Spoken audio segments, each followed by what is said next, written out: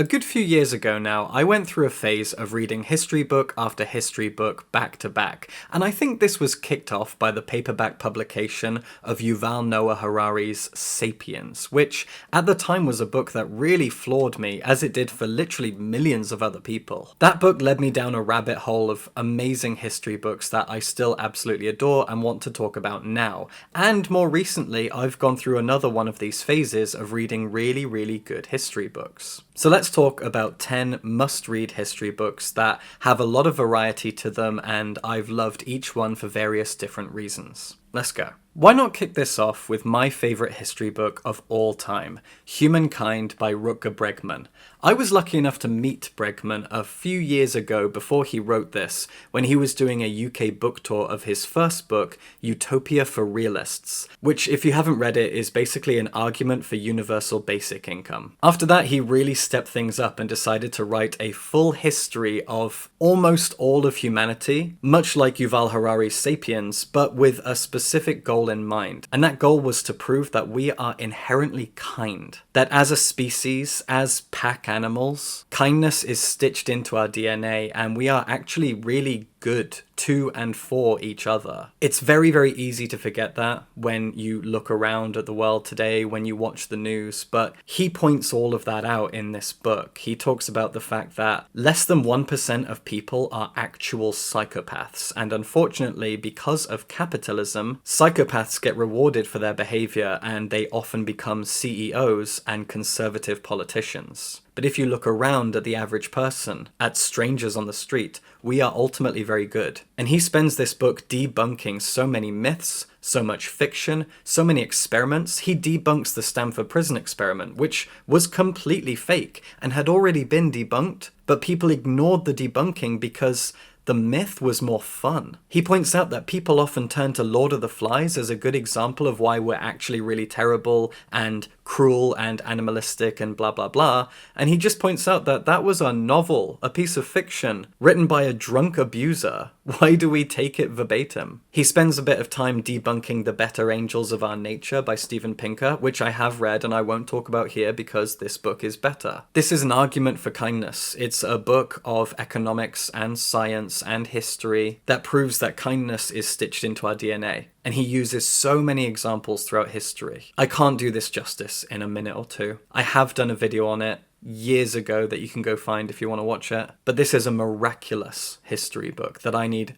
everybody to read. Next is Guns, Germs and Steel by Jared Diamond. This is a book that a friend of mine, Jeff, begged me to read. Jeff's a lovely, charming American guy who worked for the same company that I worked for when we lived in Seoul. And he was so adamant that Guns, Germs and Steel would change my life. And I don't know if it did that, but it really is a fantastic history book that you might have already read because it's huge. Guns, Germs and Steel is a book that explains why certain nations and cultures in the modern day and throughout history have behaved the way that they have behaved. Boiling it down to geography, geology and climate. It explores things like why colder parts of the world, areas like Northern Europe, became more advanced more quickly was because of the plants we were able to grow and the soil that we had, the diseases that we didn't have, the fact that Northern Europe doesn't have malaria. It's a book not without its problems in terms of ethics and morals, arguably, but it's also a book that debunks so many disgusting conservative myths about certain cultures or races or groups of people being better than others. It talks about luck, it talks about climate. It points out that world history, the history of the Earth itself,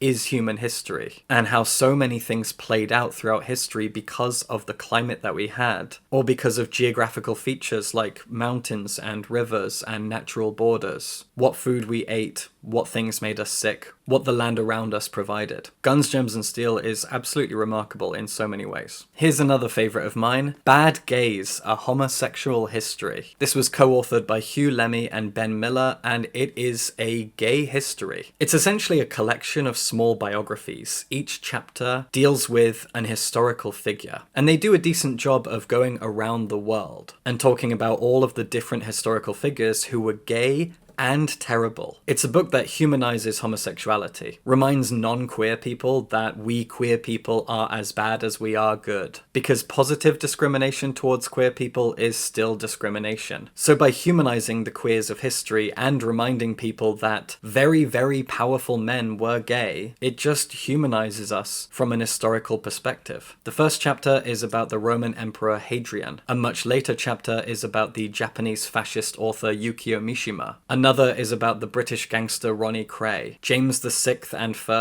of Scotland and England is in here, as is Lawrence of Arabia. There are a lot of bad gays in this book, and it is so much fun to read about them. History books have forever been written by straight white men, and their audience is too often straight white men. We need a lot more queerness in our history books, and this is a really great one. This is The Wager, a book I just finished reading. This was written by historian David Grann, who's written some fiction, as well as Killers of the Flower Moon and The Lost City of Zed. Those are his two big history books. And now we have The Wager. This is the story of one of the most famous mutinies that ever happened in British naval history. A ship called The Wager set out as part of a fleet during a war between the British and Spanish empires. They were out at sea for about a year before they eventually shipwrecked on an island off the coast of Chile, which they named Wager Island. It's a completely uninhabited little island where the only thing that grows there is celery. This ship wrecked there, and one of the crew members was Lord Byron's grandfather, John Byron, who survived the shipwreck. He was only 16 when they left the UK, he had no kids, so you know he's going to get back safe. But this is the story of that shipwreck, the murders, and the mutiny that then unfolded afterwards. It's a fantastic narrative that reads like fiction because David Grann has also written fiction,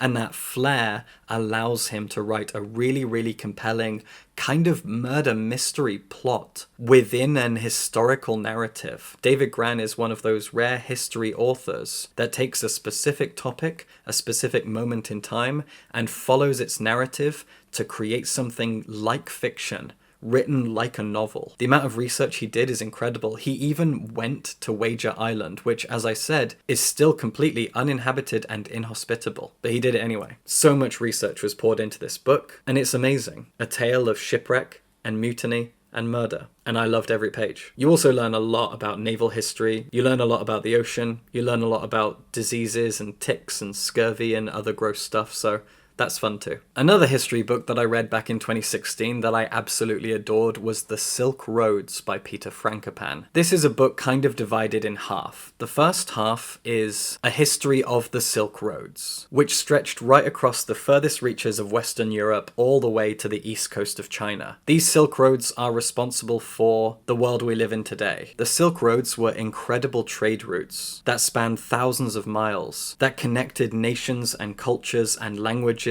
and food and products, art and science, and so much more. The Silk Roads interconnected the world. And in the first half, you get their history. And then from the midpoint on, the book is kind of about the Silk Roads of the sea, the ways in which the empires of Europe created sea routes that made the world even smaller. It's a fascinating global history that puts navigation and trade at the heart of its conversation. One of my favorite non-fiction books of all time is Zhong Chang's Wild Swans. This was a book that I was so obsessed with.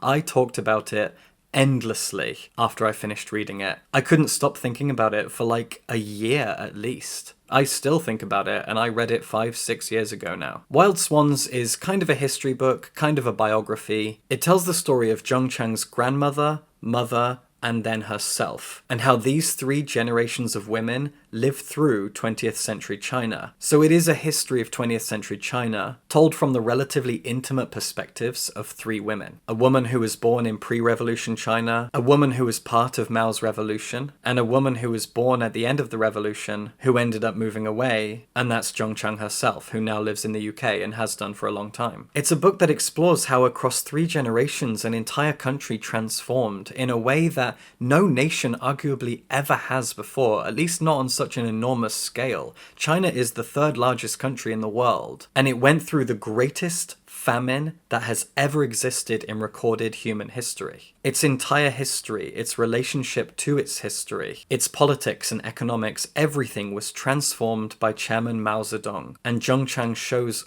all of that through the eyes of 3 women who were all related. It's remarkable. I need to read it again.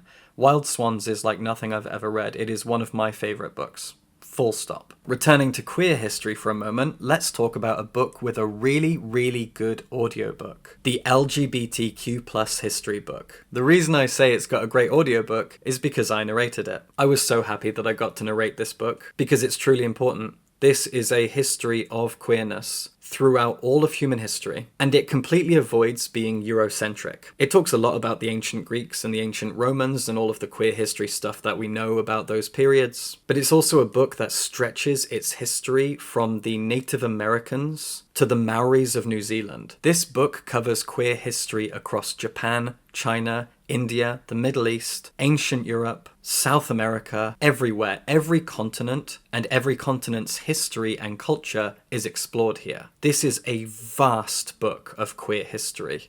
And of course, it also deals with every kind of queerness. Gays, lesbians, trans people, non-binary people, asexuality, everything is covered here. When it comes to the concept of gender binary, it explores multiple different cultures around the world that have acknowledged and embraced and celebrated 3, 4, 5 genders. And it also talks about intersex people. This is an enormous, wonderful coffee table book that explores all of queer history across all nations and cultures throughout all of human history.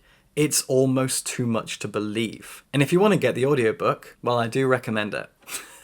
Years ago, I saw a funny joke on Twitter that talked about how men often consider themselves experts in history, but that history is always either World War II or ancient Rome, which is why it's so cool that the UK's most beloved and famous expert on ancient Rome is a woman, a very aggressively feminist woman, Mary Beard. And a good few years ago, when it came out in paperback, I read her book SPQR, which is a history of all of ancient Rome. SPQR is a vast book that tells the story of Rome chronologically. It's a hefty book, as so many history books are that cover massive topics, but it's also deceptively simple. Mary Beard's writing style is very, very tight and constrained and clear, and you simply follow the entire story of ancient Rome across centuries. It's absolutely remarkable. One of the coolest, most enlightening history books I've ever read. I don't have much to say about it. It's a history of ancient Rome, and it's told really, really beautifully. I don't have my copy anymore, but I really should get a new one and reread it. As someone who's lived in Japan, grew up on Japanese stuff, and pretty much built the Books and Bao brand on talking about Japanese literature, I can't not talk about the history of Japan. And Jonathan Clements, who is an expert historian on both China and Japan, wrote A Brief History of Japan, which I really, really adored. This is a tiny little book. It's amazing how much is covered in such a small book. I read it on my Kindle, and it was over before I knew it, but not in a bad way. It's a book that goes into Shintoism and Buddhism. It's a book that talks about so many traditions of Japan, and it literally starts thousands upon thousands of years ago and takes us right up to the modern day, going through every major era of Japanese history, focusing a lot on religion and traditions, talking about art and culture, talking about food, geography. You learn all about the Sengoku Jidai, and there is a delightful emphasis on art and tradition. So you learn a lot about theatre, about the fact that kabuki theatre was started by a random woman on the street, a female street performer, and then was effectively stolen by men who decided to make it more patriarchal and obnoxious. There are so many fun facts about Japanese history, art, and culture in A Brief History of Japan. It's a really amazing book. And finally, we have The Ruin of All Witches. Similar to The Wager, this is a book that takes a very specific moment in history and writes it as a very compelling narrative, kind of akin to a novel. Malcolm Gaskill is an expert on witchcraft, on the ways in which across Europe and North America, witch trials and witch burnings were like a fever, a plague, that spread way too far and for way too long. And The Ruin of All Witches tells the story of the first ever witch trial that happened in New England as the New World was being conquered. This takes place several decades before the infamous Salem witch trials, at a time when these people who had just come over from the UK were so arrogant as to think that they had left witch burning behind them, until our protagonist, a Welsh woman, accused her husband of witchcraft, and he accused her in turn. And this is that story. A story of a small settlement in New England where witch fever took over for the first time in American history. Amazing. There you go. 10 must-read history books. All of these are different and unique in their own ways. Some are specific narratives, some are queer history, some are massive books about the history of the entire human race. Pick and choose some of your favorites, read the full article for more information, support me on Patreon, and subscribe for books.